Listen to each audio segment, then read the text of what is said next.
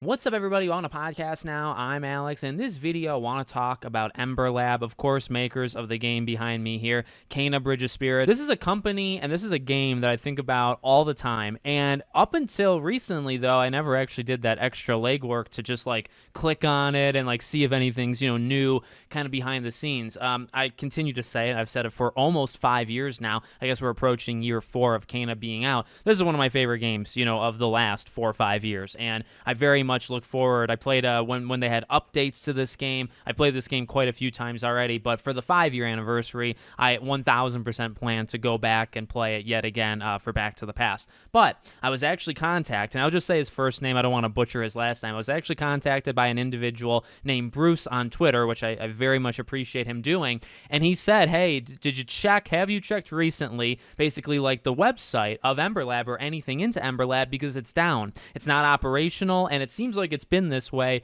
for quite a while. And I thought, oh my dear God, no, I haven't. Again, it's a company I think of, and it's a game I think of. No joke, about 1 month ago, almost to the day, 1 month ago, I was thinking about them, and I don't think I went on their website, but I did find an article that was 2022, 2023, so we're talking a year or two after Kena here, and I remember them talking about they wanted to make, or their next game was going to be a dad game, and I don't know if that means the theme of being a dad. It might, but also because they were talking about people getting older and them as dads, and you say you don't have as much time as you did to play a game as you did when you were younger, so maybe it was more like that structure, and Kena was that way too. This is a 5-6 hour game, maybe longer if you want to platinum it, maybe shorter if you rush through it, but kind of condensed for the working man and woman that's out there, right, that doesn't have so much time and can't put 50 hours into a game. So kind of debatable as to what they specifically meant by that statement, but that's it, okay?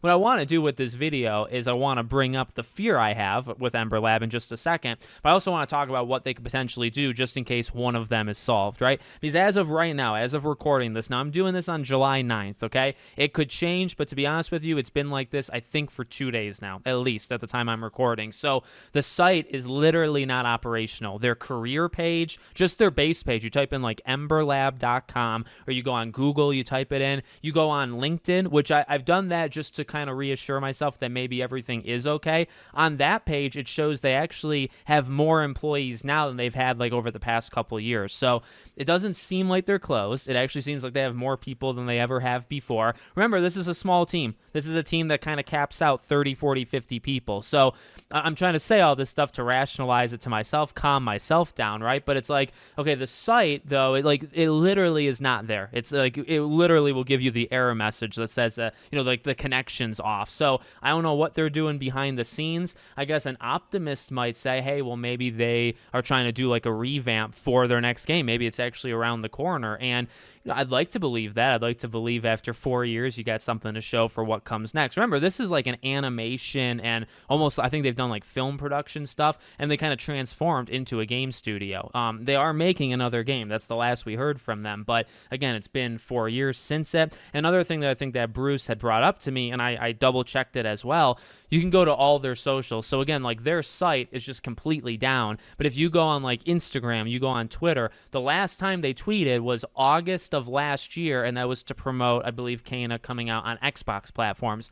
That's it. There hasn't been any tweets. There hasn't been any retweets or quotes or any responses to anything. They haven't done anything since last August. Now, that one, I think that one just looks a little bad if you think about the website being down. I think if you just look at it on its own, say if the website's fine tomorrow, right? You look at that and say, okay, they probably just went dark. They were promoting Kena. They really don't have anything else to say. What else are you going to say? And they're just kind of waiting until they do their next game, right? So, I mean, again, I wanted to make a video on that part in particular just because, there is a little bit of a worry because, times are tough. It's not like everything's going so well in the industry and these people just drop off a cliff and we don't see them anymore, right? It's well, we know studios get shut down every other week at this point. So for a studio that I think is as talented and as special to me as they are, I wish them nothing but the best, and I do not want, I've said this before, that studio, Ember Lab, and then Giant Sparrow of Unfinished Swan, What Remains of Edith Finch.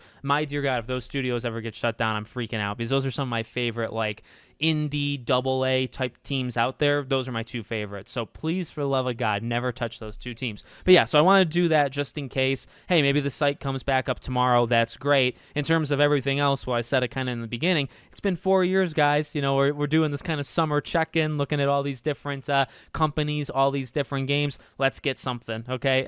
It takes a while. I can understand that. I think there were like vertical slices and like early production stuff for Kana in 2015, I want to say. I think the studio was formed in 2009, but again, they were doing other things. So Kana probably took 5-6 years to do. It takes a while. But again, like with that being said, we're at year 4. So like I would hope that in the next 12 months, sometime between Gamescom, Game Awards, any PlayStation show, because remember, they kind of did this through PlayStation originally for Kana, and it seems like they have a good working partnership with PlayStation, by the way.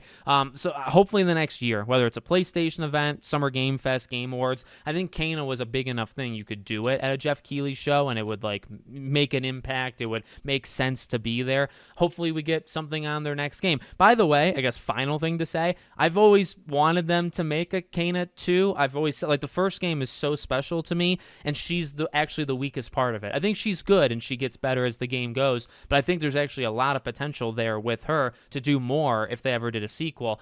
Again, the way they described the next game doesn't necessarily have to mean it's like from an angle of being a father. That would be cool. I'm a father, right? So that would be a neat little thing. But if it's, again, like a time-based thing, like we just want to make a shorter game, doing a Kana Bridge of Spirits 2, I think, would freaking rock. So I would kind of prefer it to just be a sequel, but if they want to do something brand new, again, these are kind of studios that I get excited for when they do something brand new because they're so unique and special in the first place, right? So let me know what you guys think in the comments. Make sure, as always, you're subscribed to the channel, bell icon turned on, and I hope to see you all on the next one.